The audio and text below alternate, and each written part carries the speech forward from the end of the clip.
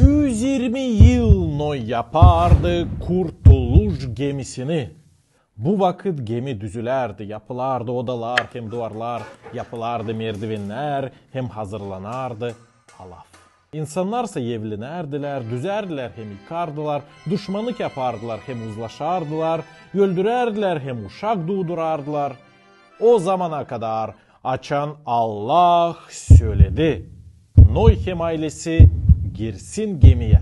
Alıp sahibinin buyurduğuna göre her bir candan birer çift erkek hem dişi. Da Allah Noy'un ardına geminin kapısını kapadı. Kendisi kapadı.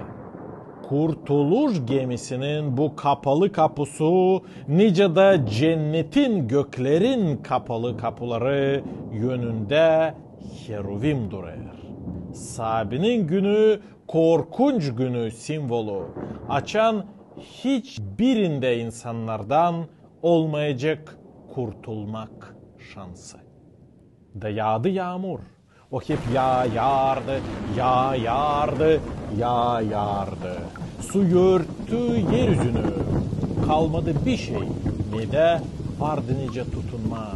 Hiçbir bayır bile kalmadı.